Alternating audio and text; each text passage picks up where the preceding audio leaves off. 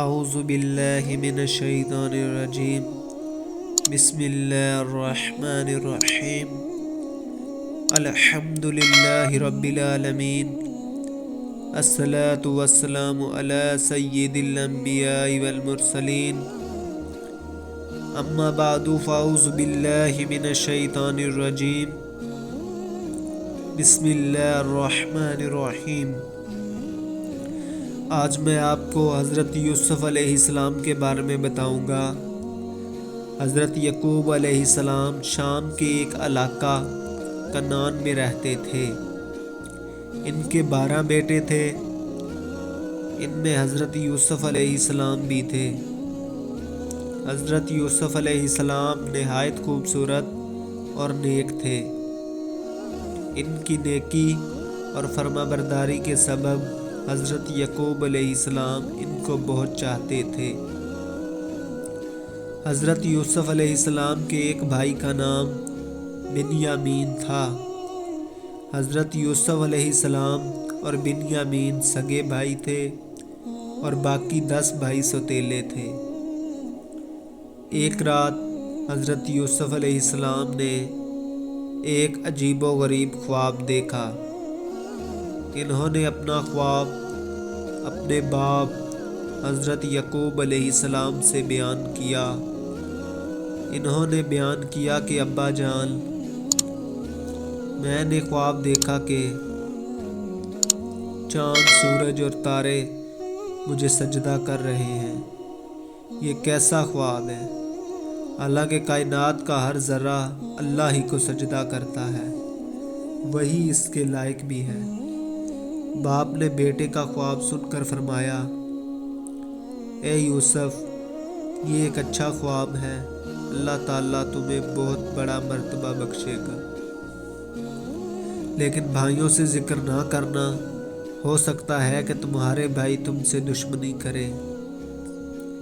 اللہ تمہیں نبوت عطا کرے گا، جس طرح تمہارے خاندان میں حضرت ابراہیم علیہ السلام اور تمہارے دادا حضرت اسحاق علیہ السلام کو نبی بنایا تھا۔ تم بہت خوش نصیب ہو۔ خواب سننے کے بعد حضرت یعقوب علیہ السلام اپنے بیٹے حضرت یوسف علیہ السلام کو بہت چاہنے لگے۔ ان کے دوسرے بھائیوں میں وہ امید نہیں تھی۔ بھائیوں نے دیکھا کہ حضرت یوسف علیہ السلام اپنے باپ کے بہت زیادہ قریب ہیں۔ بھائیوں کے دل میں حسد کی آگ بھڑک اٹھی۔ اس زمانے میں یہ روایت تھا کہ جس گھرانے میں زیادہ افراد ہوں یا جس کی اولاد کی تعداد زیادہ ہو، اسے معاشرے میں برتری حاصل رہتی تھی، اسے طاقتور سمجھا جاتا تھا، اسے فتح مندی کی علامت سمجھا جاتا۔ وہ گھرانہ قوت اور فتح مندی کی علامت تصور کیا جاتا۔ ایسے گھرانے کی کسی سے جنگ ہو جائے یا کوئی مصیبت آن پڑے تو وہ قوت کے بل بوتے پر کامیاب ہو جاتا، اور جنگ ہوتی تو فتح حاصل کر لیتا۔ اسی بنا پر یوسف کے بھائیوں کا کہنا تھا کہ ہم جسمانی قوت کے مالک ہیں اور بہادر بھی ہیں، آڑے وقت پر ہم کام بھی آ سکتے ہیں۔ اس کے باوجود ہمارا باپ ہمیں نہیں چاہتا، ہمارا باپ غلطی پر ہے، ہمارے مقابلے میں یوسف بہت زیادہ کمزور ہے۔ ایسا معلوم ہوتا ہے کہ ہمارے باپ کا دماغ چل گیا ہے، اس لیے وہ ہمیں نہیں چاہتے۔ ان کی نگاہ میں یوسف ہی سب کچھ ہے، ہم کچھ نہیں ہیں۔ ہمیں اس کے لیے کیا کرنا چاہیے؟ ایک دن ایسا ہوا کہ مشورہ کے لیے آپس میں سب بھائی ایک جگہ جمع ہوئے۔ باتیں ہوئیں، ہر ایک نے اپنی اپنی رائے اور خیالات کا اظہار کیا، جس کی جو سمجھ میں آیا کہا۔ ان میں سے ایک نے کہا کہ یوسف کو جان سے مار ڈالنا چاہیے۔ دوسرے نے کہا کہ نہیں، جان سے مارنا اچھا نہیں۔ सीधे कुएं में डाल देना चाहिए।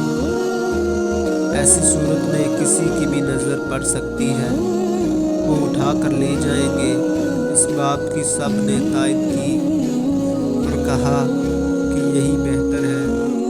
यूसुफ अलैहिस्सलाम ना हो तो हमारी कदर होगी, हम बाप के मंजूर नज़र होंगे, हमें बाप का प्यार मिलेगा। सब ने यही बात कही।